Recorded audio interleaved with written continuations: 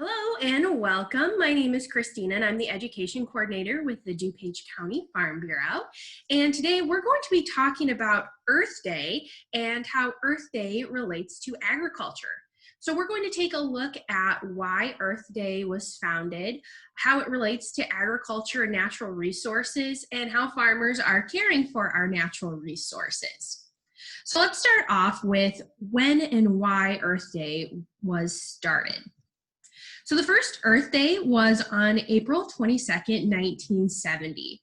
So back in the 60s and 70s, there was a lot of air and water pollution because there were a lot of factories and inefficient vehicles, and there weren't a lot of regulations.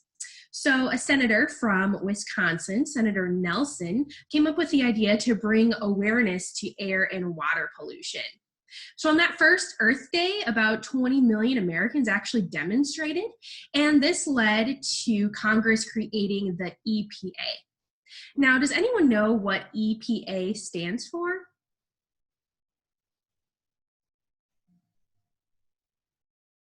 So the EPA stands for the Environmental Protection Agency. And so the EPA came up with all these new laws and regulations to help protect our air and water and endangered species. So then if we fast forward 20 years to 1990, this is when Earth Day goes global. So there was a big campaign for the planet across the whole world. And this time, 200 million people across the world actually participated. And from this, we saw a big boost in recycling efforts. Now today, Earth Day is actually the largest secular observance in the entire world, which is a big deal. So when we're talking about Earth Day, we usually talk about protecting our natural resources. Now, natural resources are the materials that occur in nature that can be used by people. So all those things like trees and plants and animals, and soil and minerals, all of those are examples of natural resources. Now, there are two kinds of natural resources, renewable and non-renewable. So I want you to pause this video and talk about the difference between a renewable resource and a non-renewable resource. Try to come up with the definitions and differences between the two. So go ahead and pause this video right now. All right, so a renewable resource, those resources are either infinite or they can be replenished within a certain amount of time. Whereas non-renewable resources, those resources can't be replenished at the rate at which they're being consumed. So we're using those resources faster than they can be replenished. So once those resources are gone, they are gone for good.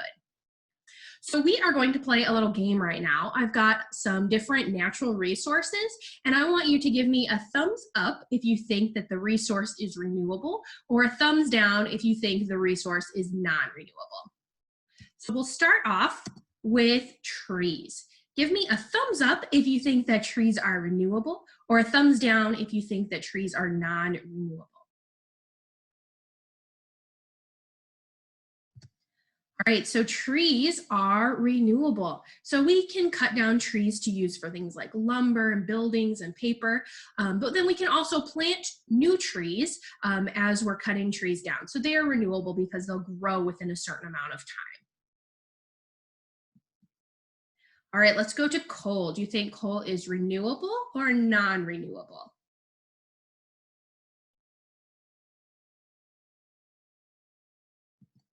All right, coal is non-renewable. So coal takes millions of years to form, and it's actually formed from plants that lived millions of years ago. So there's not enough time for coal to replenish. So we use coal for burning for electricity, but once we use what's available to us right now, it's gone and there's not enough time for it to replenish. All right, so next we have animals. Are animals renewable or non-renewable?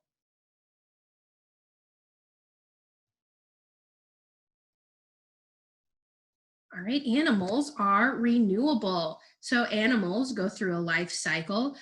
So every year, animals will have babies, maybe once or twice a year, depending on what kind of animal it is. So they are renewable.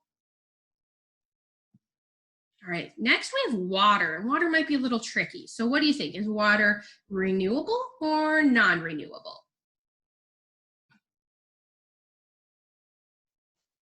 Water is considered renewable because it goes through a cycle, the water cycle. And we'll talk about the water cycle a little later in our presentation. All right, so next we've got oil. Is oil renewable or non?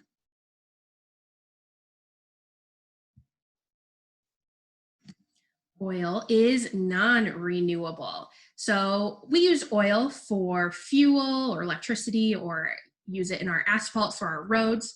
But once we run out of the oil that's in the ground right now, it takes too long to replenish, so it is non-renewable. All right, next we have soil. Is soil renewable or not?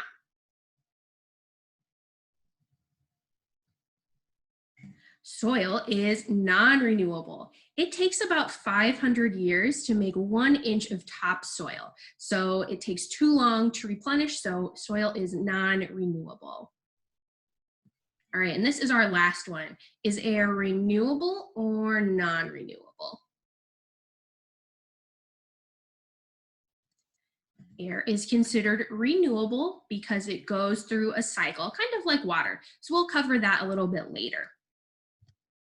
All right, so now we're going to talk about agriculture and how it relates to conservation. So farmers are using natural resources to raise their crops and animals. So we're going to look at soil, water, and air and see how they are used and what farmers are doing to help preserve those natural resources. So first, let's start off with soil. So soil is made up of some different parts. It's made up of minerals that are made from rocks that degenerated over thousands and millions of years. And then it's made up of water, air, and organic matter. Now, organic matter is things like decomposing plants and animals.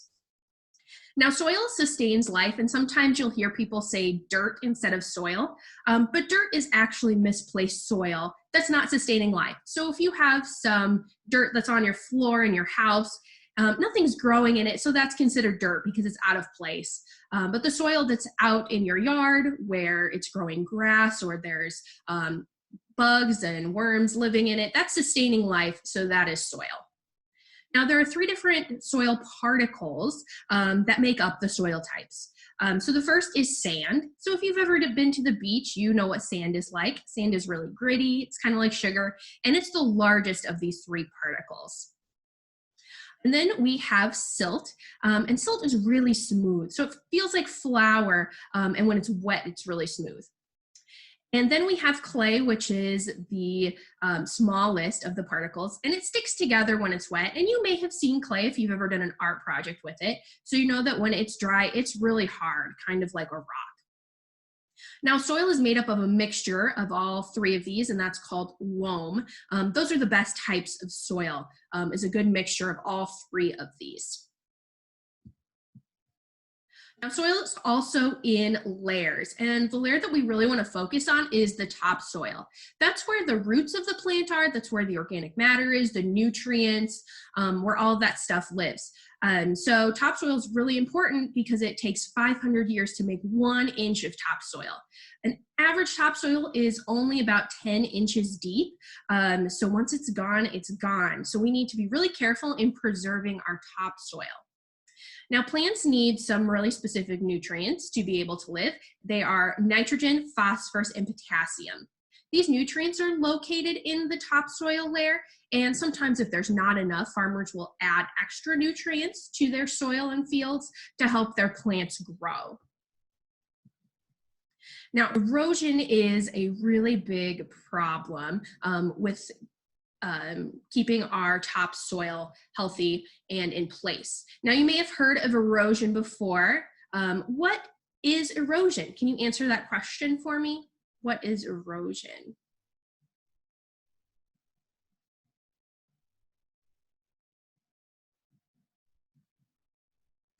So erosion is the loss of soil by wind, water, or ice. And erosion can be a big problem in agriculture because we lose our fertile land. It can cause water pollution with runoff, and it could lead to flooding. If our topsoil is removed from the field, it makes it harder for that soil to absorb the water and can lead to flooding. So here are some ways that our farmers are working to conserve our soil. So the first is crop rotation, and we're going to talk about nutrients with this one. So in Illinois, we grow a lot of corn and soybeans. You may have noticed that. And you may have noticed that a lot of times farmers will plant a field with corn one year and then soybeans the next, and then corn and then soybeans, and rotate it every year or two. This is called crop rotation, and this is a great natural way to put nitrogen back into the soil. As corn grows, it takes a lot of nitrogen out of the soil, and soybeans actually help put nitrogen back into the soil. So by rotating these two crops, it's a natural way to replenish the nitrogen within the soil. And next we have cover crops, and cover crops really help with erosion. And in our pizza lesson, we talked about one of those cover crops. Does anyone remember what cover crop we talked about for pizza?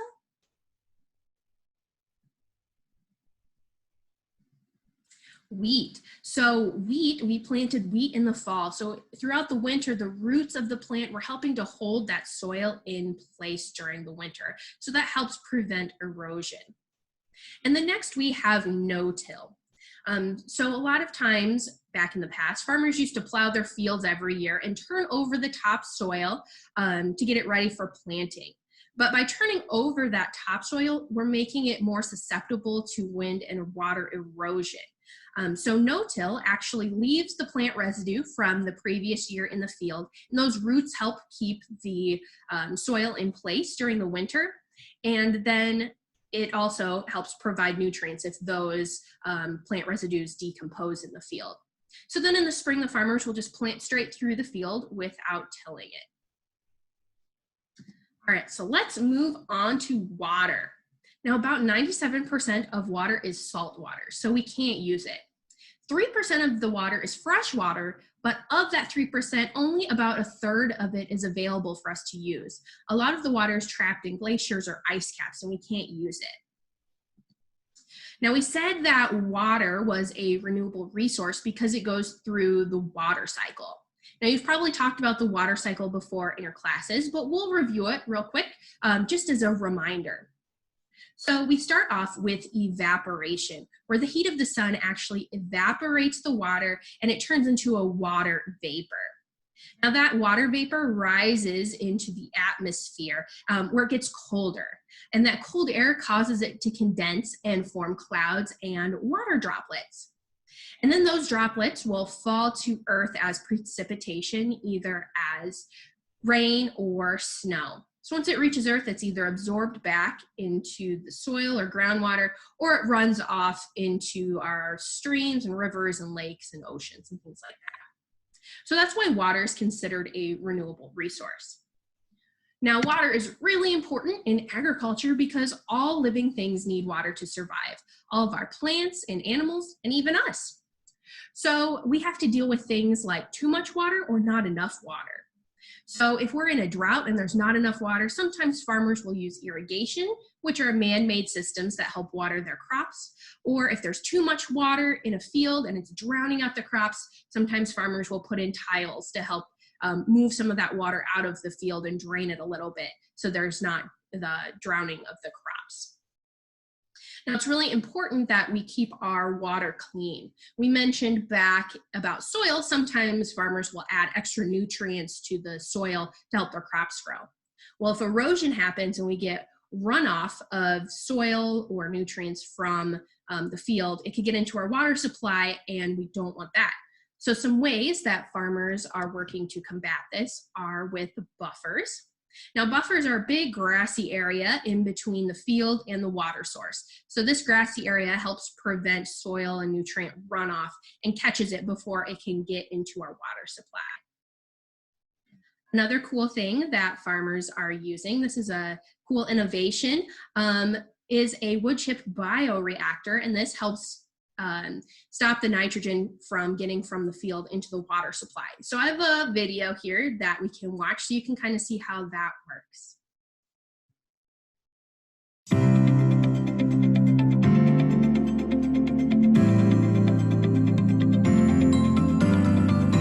as we grow our operation and work with other people, we start to look at innovative things. And basically now, with some of the challenges that farming and agriculture is faced with, we start to look at ways to preserve our nutrients, preserve our soils, because it's important to us. I mean, these are family heirlooms, if you will, and we want to try and come up with ways to keep protecting it. The Woodchip bioreactor that I implemented on our farm this year, I saw the idea. I'm actually work with the Illinois NREC Council and part of the Farm Bureau's efforts on water conservation. We're diverting tile water that's normally just exiting out into the stream. We're diverting it through a big pit of wood chips. And we control the water in, we control the water coming out of it, and we basically hold that water in there and allow the bacteria to basically eat nitrates that come through that tile line.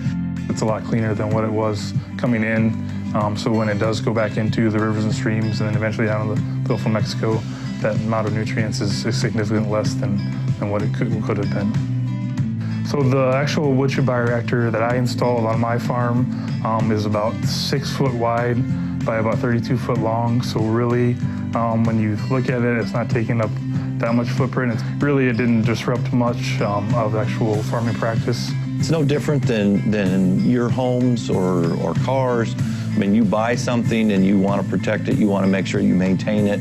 We're no different when we buy farmland or we preserved family land. You know, we want to make sure that we continue to make it better than the way we found it and make sure that we're not, eroding it down the Mississippi River or the stream or that. We want to make sure that we're preserving our asset for our legacy to our families and future families.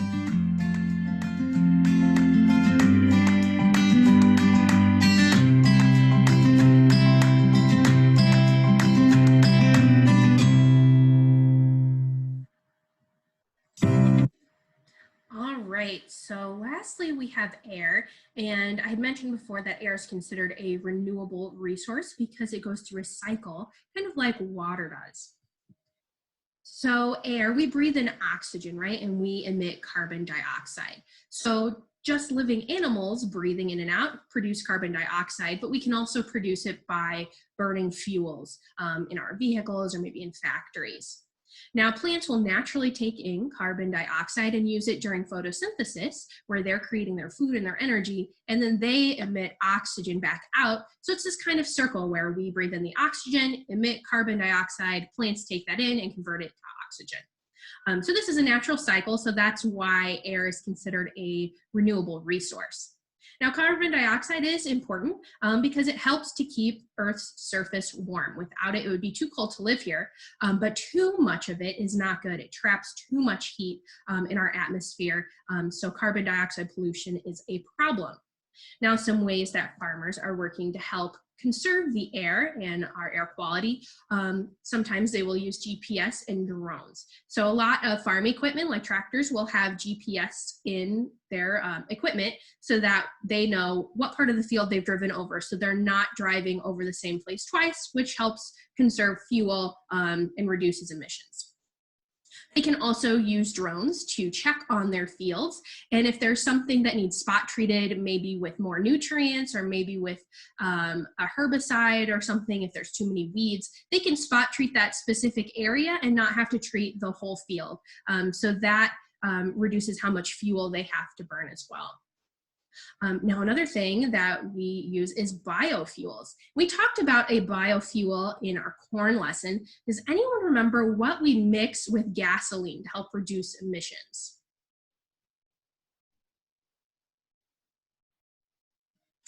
Ethanol. So ethanol is made from corn, and that is what we mix with our gasoline, and that helps reduce the emissions from our cars. All right, so that was a little bit about how farmers are working to conserve our soil, water, and air. So I want to leave you with this question. What can you do to help the earth? How can you help preserve our natural resources? So this could be things like recycling or making a compost bin or conserving water. So as you leave today, think of some ways that you can actually help preserve our natural resources. So I want to thank you guys so much for watching. I hope you learned something new, and we will see you next time. Bye.